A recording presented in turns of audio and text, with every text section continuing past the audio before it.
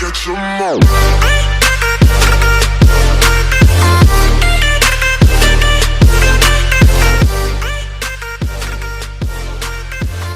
Assalamualaikum warahmatullahi wabarakatuh. Saya Niluh Madi Rayuni, Stambuk C301-1838. Kami dari kelompok 2 akan mempresentasikan materi kami, yaitu yang pertama, pemicu biaya level batch. Biaya level batch yang bervariasi dengan jumlah batch dan bukan merupakan satuan atau jumlah jam dari kinerja mesin disebut biaya stuck. Misalkan ada 120 yang selesai pada periode ini, tanpa bergantung dengan keadaan, baik itu mesin diperbaiki atau diganti.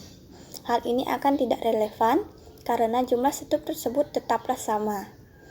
Tapi, misalkan mesin yang berjalan secara otomatis lebih mudah untuk disetup akan membutuhkan waktu 1 jam saja untuk mesin yang baru.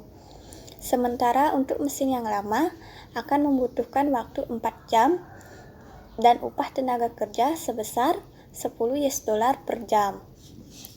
Kemudian, jika mesin yang berjalan secara otomatis akan membutuhkan setup oleh tenaga kerja yang memiliki keterampilan lebih, maka upah tenaga kerja yang sebesar $9,50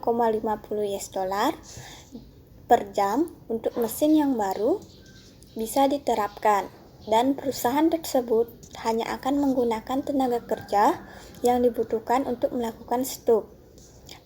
Dengan catatan, tidak ada kapasitas yang tidak digunakan pada stuck tenaga kerja. Lalu, analisis penggantian mesin harus menyertakan perbedaan waktu stuck dan biaya yang disajikan berikut ini. Biaya stuck untuk mesin yang baru sama dengan upah tenaga kerja, yaitu sebesar $9,50 per jam dikali 120 stuck per tahun dikali 1 jam per stuck sama dengan $1.140. Dan biaya stuck untuk mesin yang lama sama dengan upah tenaga kerja, yaitu sebesar 10 per jam dikali 120 stuck per tahun dikali 4 jam per stuck sama dengan $4.800. Dan materi selanjutnya akan dilanjutkan oleh teman saya. Baiklah, perkenalkan, nama saya Sri Wahyuni, Stambuk C301-18137.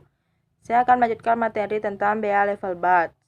Total penghematan biaya tenaga kerja yaitu sebesar $4.660 yang didapat dari hasil penghematan biaya mesin baru pada setup tenaga kerja, yaitu sebesar $3.660 ditambah dengan tenaga kerja langsung sebesar $1.000. Penghematan biaya tenaga kerja ini sudah lebih dari hanya untuk menutup kerugian dari kelebihan biaya pada mesin baru dibandingkan biaya perbaikan, yaitu sebesar $3.500. Total penghematan biaya tenaga kerja jauh lebih besar.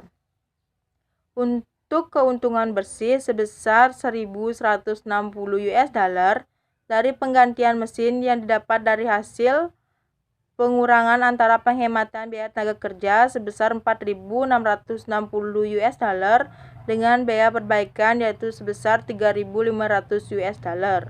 Selanjutnya akan dilanjutkan oleh teman saya.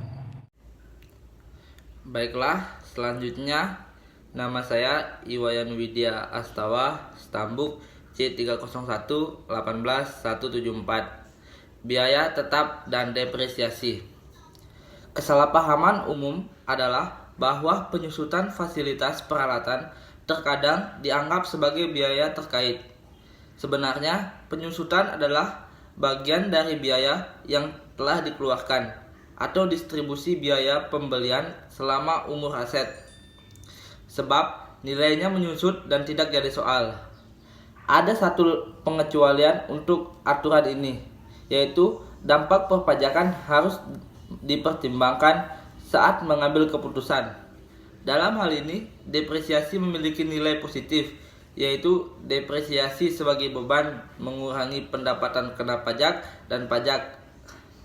Jika mempertimbangkan pajak, depresiasi memiliki efek mengurangi beban pajak, membuat Pembuat kebijakan seringkali harus mempertimbangkan konsekuensi dari perbedaan pajak lokal dan pajak pemerintah dan terkadang bahkan internasional.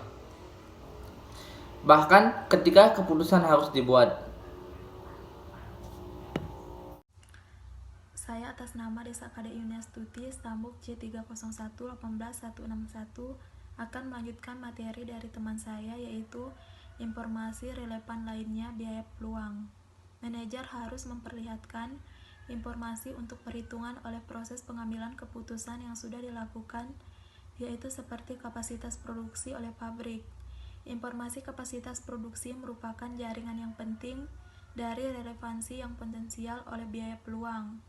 Dengan hilangnya keuntungan ketika keinginan yang diambil membatasi keuntungan oleh pilihan alternatif lainnya. Pabrik melakukan kegiatan sesuai tingkat kemampuan yang maksimal. Biaya peluang adalah perhitungan penting untuk keputusan dalam memproduksi suatu pesanan khusus atau ditambahkan sedikit produk baru agar menyebabkan pengurangan, kelambatan, dan perginya penjualan dari produk dan jasa yang sedang dipromosikan saat ini.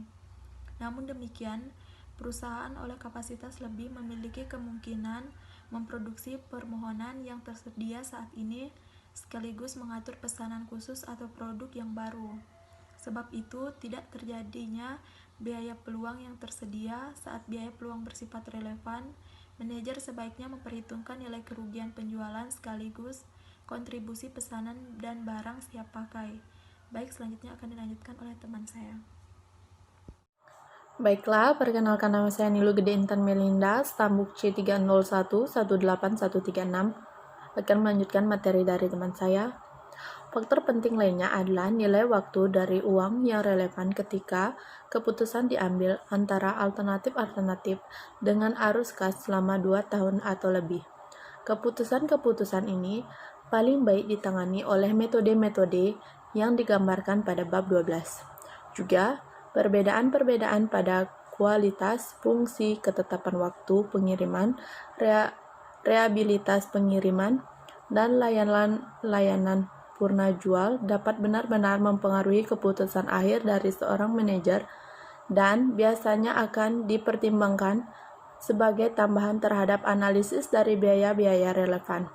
Meskipun faktor-faktor ini terkadang dipertimbangkan dengan cara kualitatif, ketika suatu faktor dianggap penting secara strategis, pihak manajemen dapat memilih untuk mengukurnya dan menyertakannya secara langsung kepada analisis tersebut. Perkenalkan, nama saya Nike Tutri Astuti, Stambuk C301-18125. Saya akan melanjutkan materi dari teman saya. Dalam proses mengembangkan sejumlah alat manajemen keuangan yang seringkali kita gunakan sekarang ini, Alfred Sloan sangat berperan penting, bahkan dalam analisis biaya relevan dan analisis strategi. Dari Sloan, kita dapat mengerti bahwa pendekatan dengan menghitung angka tidaklah mudah, bahkan seringkali menghasilkan keputusan yang kurang baik nantinya. Maka dari itu, Sloan menggunakan pertimbangan konteks bisnis dan kompetitif dalam mengambil keputusan yang digabungkan dengan penggunaan biaya relevan sehingga menjadi suatu analisis biaya strategis.